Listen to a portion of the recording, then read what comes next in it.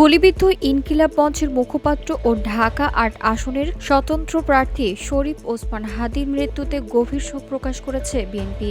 বৃহস্পতিবার ১৮ ডিসেম্বর বিএনপির verified Facebook পেজে প্রকাশিত এক শোকবার্তায় বলা হয়, ইন্না লিল্লাহি ওয়া ইন্না ইলাইহি রাজিউন।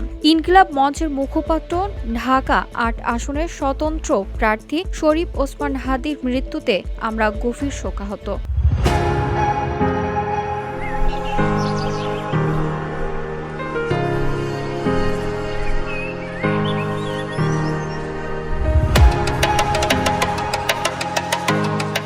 শরীফ ওসমান হাদীর মৃত্যুর খবরটি নিশ্চিত করেছেন ঢাকা মেডিকেল কলেজ হাসপাতালের নিউরোসার্জারি বিভাগের চিকিৎসক ও ন্যাশনাল হেলথ অ্যালায়েন্সের সদস্য সচিব ডাক্তার মোহাম্মদ আব্দুল আহাদ এবং ইনকিলাব মঞ্চের সংগঠক ফাতিমা তাসনিম।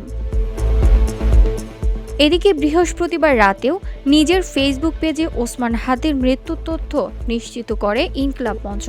সংগঠনের পক্ষ থেকে প্রকাশিত ওই পোস্টে বলা হয়, ভারতীয় আধিপত্যবাদের মোকাবেলায় মহান বিপ্লবী ওসমান হাদীকে আল্লাহ শহীদ হিসেবে কবুল করেছেন। VOD Bangla news desk.